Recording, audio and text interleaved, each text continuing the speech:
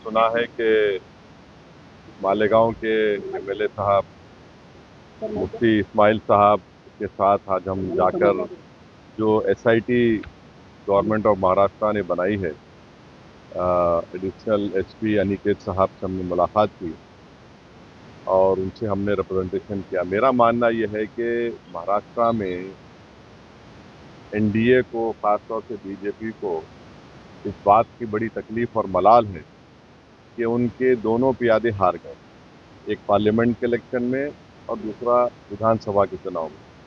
तो इसलिए वो अपनी शिकस्त को हजम नहीं कर पा रहे हैं और गैर जरूरी तौर पर इस तरह का उन्होंने एक एसआईटी तश्कील दिया है। आप हमको ये बताइए कि आप लोग तो देख रहे हैं कि जिन लोगों को गिरफ्तार किया गया है वो तमाम के तमाम तो भारत के नागरिक हैं, उनके वालिद नागरिक है, उनके भाई, उनकी माँ, उनके रिश्तेदार नागरिक है। उन पर जो केस बुक किया गया है वो डॉक्यूमेंटेशन में गलती एरर हो या कुछ वैसा है। ये कोई रोहिंग्या बांग्लादेशी तो है ही नहीं, ये लोग ना कभी मालेगांव में निकलेंगे। हम महाराष्ट्र के मुख्यमंत्री से ये गुजारिश कर रहे हैं, उनसे रिक्वेस्ट कर रहे हैं कि अननेसेसरी आप पूरे मालेगांव को क्यों सजा देना चाहते हैं। और आपका जो एक्ट है, वो जो बर्थ रजिस्ट्रेशन एक्ट है, ये एक्ट है, इसमें आप देख लीजिए सेक्शन 15 जो है, सेक्शन 15 में क्लियरली लिखा है कि अगर कोई डॉक्यूमेंटेशन में एरोनियस गलती हुई या फ्रॉडुलेंट हुआ, इम्प्रॉपर मेड हुआ, तो उसको आप करेक्ट कर सकते हैं, कैंसिल कर सकते हैं। और सेक्शन 24 में आप देख लीजिए, उसको कंपाउंडेबल बना दिया गया है, पावर टू कंपाउंड ऑफेंस। तो आप इसको इस्तेमाल करिए ना। और ये खामखा एक इलाके को बदनाम करने के लिए, जो एक ज्यादा तादाद में अल्पसंख्यक समाज के लोग रहते हैं कि रोहिंग्या बांग्लादेशी तलाश करो, जितनों को आप गिरफ्तार किए वो तो सब भारत के नागरिक हैं। पेपर में गलती हो सकती है, तो हम एडिशनल एसपी साहब से बोले कि आप यहाँ पर जो लोगों को बुला रहे हैं उनके साथ एक आदमी को कंपनी करने दीजिए, और जो धाराएं लगाई गई हैं 120B, इतने सीवियर धाराएं, उसको दोबारा आप हम उनसे बोले कि आप देखिए उसको। और हमको लगता है कि अननेसरी मालेगांव को गैर जरूरी तौर पर पार्लियामेंट और असेंबली में उनकी शिकस्त हुई, तो कोई कंप्लेन कर दिया और आप इस तरह के एसआईटी बना दिए।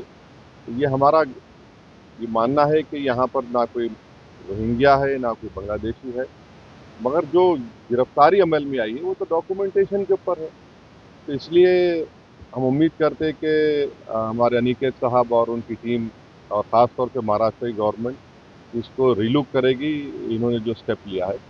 और मालेगांव में तो आप देख रहे हैं कि मुफ्ती साहब मालेगांव के दूसरे इश्यूज जो लॉ एंड ऑर्डर से ताल्लुक था, खास तौर से जो बड़े बड़े ट्रक अंदर आ जा रहे, और जो परसों हादसा हुआ जिसमें 2-3 लोगों की मौत भी हुई है, तो इन दूसरे उस पर भी हम बातचीत की। बस आपसे इस बात की सलाह देना था। देखिए, वक्फ का जो बिल जो जॉइंट वर्किंग कमेटी को रेफर हुआ था, वो जितने अपोजिशन पार्टीज के एमपीज थे, बशमूल मेरे, कांग्रेस पार्टी के, टीएमसी के, डीएमके के राजा साहब, अब्दुल्ला साहब, और एक एनसीपी के मेंबर भी थे, हम तमाम ने, हमारे इमरान मसूद, हमारे छोटे भाई वो भी थे, तो हम तमाम ने उस रिपोर्ट के खिलाफ अपनी अपनी डिसेंट रिपोर्ट को दिया। मेरी आप लोगों से रिक्वेस्ट है कि मैंने भी 129 पेजेस की डिसेंट रिपोर्ट दी है, वो पब्लिकली अवेलेबल है, उसको पढ़िए आप लोग।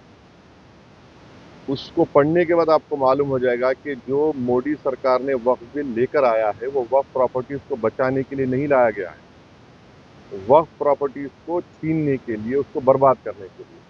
और भारत में जितने मुसलमानों की बड़ी बड़ी ऑर्गेनाइजेशंस हैं, चाहे जमीयतुल उलमा हो, मौलाना अरशद मदनी साहब की, महमूद मदनी साहब की, जमात इस्लामी हो, all India Muslim personal law board के सदर मौलाना खालिद सैफुल्लाह रहमानी साहब हो, या फिर आपके मुंबई के जमीयतुल मशाइख जो है, इन तमाम ऑर्गेनाइजेशन को रिजेक्ट किया है इस बिल को।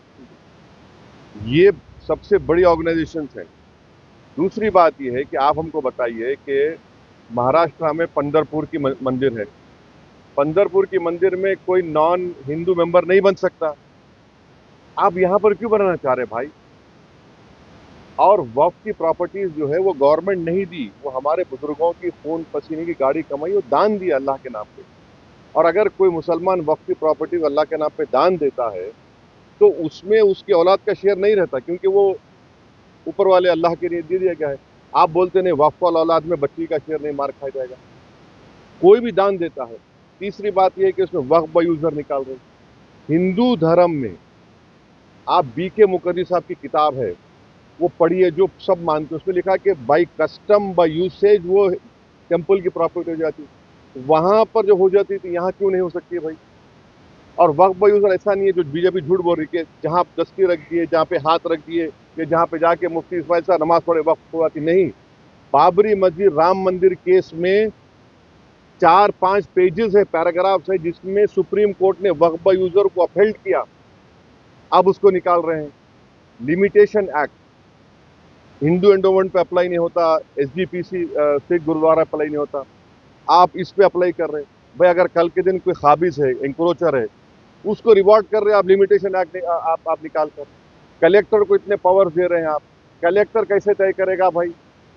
कोई अपने मामले में जज बन सकता है क्या, बोलिए आप। वो तो नेचुरल जस्टिस के खिलाफ है। और उस बिल में यह भी लिखा गया कि अगर कोई भी जाकर कलेक्टर को दरखास्त दे दिया कि मालेगांव की मस्जिद जो है वक्फ नहीं है, तो कलेक्टर अगर इंक्वायरी ऑर्डर कर देगा तो इंक्वायरी कंप्लीट होने तक वक्फ की प्रॉपर्टी नहीं रहेगी। आप समझ रहे इस बात को, माने ना टाइम लिमिट है उसमें।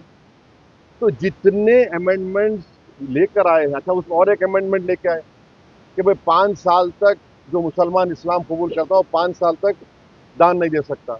अब उसमें क्या लिख रहे हैं, उसको डेमोन्स्ट्रेट करना पड़ेगा। क्या डेमोन्स्ट्रेट करना पड़ेगा। मुफ्ती इस्माइल साहब देख के बोलेंगे हाँ ये नमाज पढ़ रहा, एक्सेप्टेबल होगा मोदी साहब के लिए। ये दाढ़ी छोड़ना डेमोन्स्ट्रेशन है, उसको डेमोन्स्ट्रेट करने के लिए, उसके रिलीजन के लिए। क्या रोजा रहना डेमोन्स्ट्रेशन। आप कौन होते भाई। अच्छा वो 5 साल तक नहीं दे सकता मगर किसी और धर्म को दे सकता, वो उसमें लिखा हुआ है। तो ये आप वक्फ प्रॉपर्टीज को बचाने के लिए नहीं ला रहे हैं, ये वक्फ को बर्बाद करने के लिए, वक्फ को छीनने के लिए, मस्जिदों को छीनने के लिए, कब्रस्तान को छीनने के लिए, इवैक्यू प्रॉपर्टीज जो वक्फ हैं हजारों एकड़ में खत्म करने के लिए। आखिरी बात यह है कि ये जो झूठा प्रोपेगेंडा बीजेपी फैलाती है कि 13 लाख सबसे बड़ा तीसरा बड़ा रियल एस्टेट है। मैं आपको बता रहा हूं कि तमिलनाडु, आंध्र प्रदेश, तेलंगाना और ओडिशा के चंद प्रॉपर्टीज को मिलाए तो यहीं पर 4 प्रदेशों में 14 लाख एकड़ जमीन है। मैं यूपी, बिहार, राजस्थान को नहीं मिलाया हूं, महाराष्ट्र को नहीं मिलाया हूं। तो ये आप क्यों, ये तो सिर्फ हमारी धर्म की प्रैक्टिस से हमको छीनना चाह रहे हैं आप। वक्फ जो है मुसलमानों के लिए एक इबादत है, आप उसको छीनना चाह रहे हैं हमसे। तो सरासर आप हम हमारे से वक्फ छीनना चाह रहे हैं, मस्जिदें छीनना चाह रहे हैं। तो इसका हम विरोध कर रहे हैं। और भारत की पूरी जनता में बात जा चुकी है कि हिंदू धर्म के, क्रिश्चियन धर्म के, सिख धर्म के, उनके मंदिर में, उनके रिलीजियस प्लेस में कोई उनका धर्म का आदमी मेंबर बन सकता है, कोई नहीं बन सकता। यहाँ क्यों बनाना चाह रहे। तो ये एक नफरत है भारत के मुसलमानों से बीजेपी और मोदी सरकार। नहीं नहीं, आप हमको ये बताइए कि अगर मान लिया जो वोट जिहाद हुआ तो ये लोग गाली किसको दे रहे हैं, इलेक्शन कमीशन को गाली दे रहे हैं ना, ये इलेक्शन कमीशन को गाली दे रहे हैं। अब आप बताइए अगर 3,500 ये लोग बोल रहे हैं कि फेक सर्टिफिकेट रोहिंग्या बांग्लादेशी आए, तो भाई सरकार तो आपकी है, पुलिस आपकी है, तो अननेसेसरी आप किसको उंगली उठा रहे हैं, किसको बदनाम कर रहे हैं आप अपने ही सरकार को, अपने ही इंस्टीट्यूशंस को आप बदनाम कर रहे हैं। वोट जिहाद क्या मतलब भाई। यहाँ जनता ने वो फ्री एंड फेयर इलेक्शन हुआ नहीं हुआ, फ्री एंड फेयर हुआ, मुफ्ती साहब जीते, पार्लियामेंट में आपको हार गए, आप फिर दोबारा आपने सरकार बना ली। आप सरकार बनाए तो वोट जिहाद नहीं बोलेंगे, आप हार गए तो वोट जिहाद कैसा हो जाएगा। जो मैंने फ्री एंड फेयर इलेक्शन हुआ नहीं, वो हमको बता दें। जो लोग वोट जिहाद की बात कर रहे हो बता दें कि फ्री एंड फेयर इलेक्शन हुआ है नहीं हुआ, वो बता दें। नहीं हुआ तो फिर उन्हीं पर क्वेश्चन उठेगा ना। इलेक्शन कमिश्नर को आप अपॉइंट करते हैं, चीफ इलेक्शन कमिश्नर को आप अपॉइंट करते हैं, पूरा पॉलिटिकल गवर्नमेंट एजेंसीज आपकी है। तो फिर ये तो आप तो सिर्फ नफरत कर रहे हैं एक समुदाय से और एक इलाके से, गलत है। कल तक प्रोग्राम हो रहा है 2008 में साधु पड़ गया सिंह को मालेगा और लाके देखिए हम तो सिर्फ यही कहेंगे कि इतने लोगों की मौत यहाँ पर हुई और उसमें एक्यूज हैं वो। आप जरा उन मरने वालों का तो ख्याल रख लीजिए। कम से कम ट्रायल तो जो चल रहा है, ट्रायल हम देख रहे हैं, मगर एक एक ह्यूमन डिग्निटी भी तो होनी चाहिए किसी मरने वालों के लिए। आप जख्म पर नमक नहीं बल्कि जख्म को खोलने की आप कार्रवाई कर रहे हैं, तो गलत है ये तो। इसको तो पुलिस से हम रिक्वेस्ट करेंगे कि इस तरह के प्रोग्राम्स को वो देखें, गौर करें, उसके बाद अपना डिसीजन लें। क्या ये एनआरसी का ट्रायल तो नहीं ले रहे वो? नहीं, आप बताइए, आप चेक करिए, मगर आप जो एसआईटी बनाकर आप क्या है इसमें, क्या है बताइए। डॉक्यूमेंटेशन में फर्क है। अब मिसाल के तौर पे आपके कितने बच्चे हैं? 2 है ना। आप भारत के नागरिक हैं, दूसरा बेटा भी नागरिक है। जो दूसरा बेटा है उसके डॉक्यूमेंट फर्क है तो भारत का नागरिक नहीं हुआ क्या वो? वही तो हम बोल रहे हैं ना भाई। उस बात को समझने की जरूरत है।